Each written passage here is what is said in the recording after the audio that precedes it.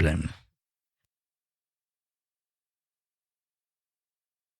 Bonjour Hubert Reeves. Bonjour madame. Vous êtes le président d'honneur de l'association Humanité et Biodiversité que vous avez dirigée dès 2001. Cela fait donc 17 ans que, en parallèle de vos travaux d'astrophysicien, vous défendez la biodiversité, une passion qui date d'une quarantaine d'années et qui est née, dites-vous, assis sur un banc, face à un étang, dans votre maison, en Bourgogne, dans le centre de la France. Oui, j'ai eu beaucoup l'occasion sur ce fameux banc, justement, de réfléchir à toute cette question, de m'interroger, qu'est-ce qui se passe, où allons-nous, quel est notre avenir, et tout ça.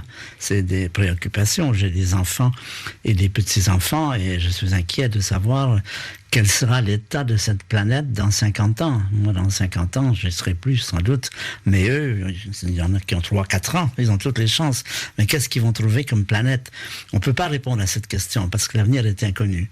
Mais il faut faire en sorte, il faut essayer de faire tout ce qu'on peut pour qu'elle reste habitable et agréable. Parce que vous dites que même au niveau de votre petit étang, vous avez vu des changements. Ah oui, tout à fait. C'est une maison de campagne que nous avons en Bourgogne depuis une quarantaine d'années. Et effectivement, je me souviens quand on est arrivé, il y avait beaucoup d'hirondelles qui tournaient le soir autour de cet étang. Maintenant, quand je vois une hirondelle, j'ai de la chance. Nous avons un arbre à papillons. C'est un arbre que les papillons adorent. Eh bien, quand nous sommes arrivés, il y avait 10 variétés de papillons qui tournaient autour par les belles journées d'été, quand il faisait chaud.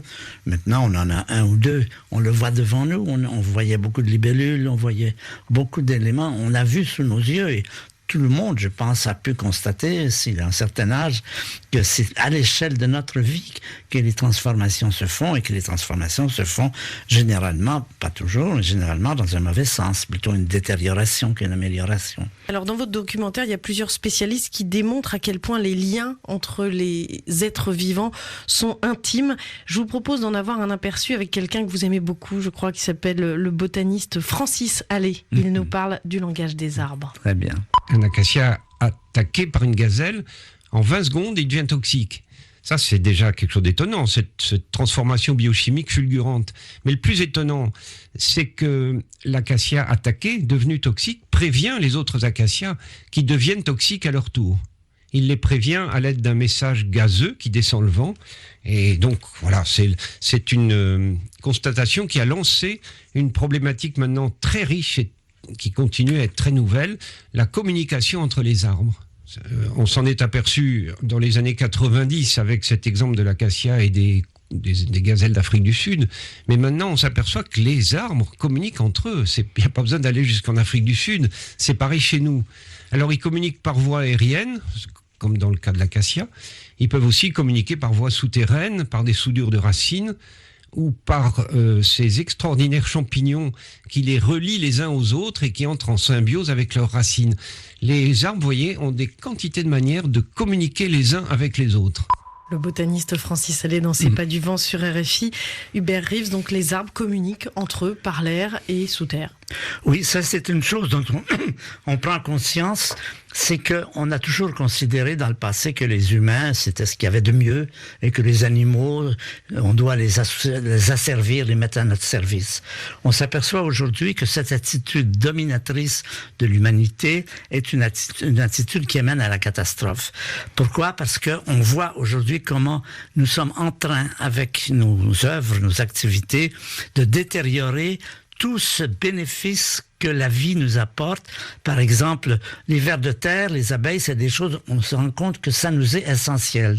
Si on élimine les vers de terre, on stérilise les sols. Si on stérilise les sols, on n'a plus de nourriture.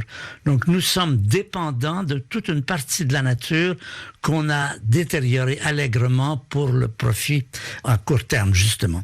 Et cette prise de conscience se manifeste, ce texte de Francis Allais, je pense, est tout à fait dans l'esprit de la période, se rendre compte que nous ne sommes pas les maîtres maîtres et les meilleurs de la Terre.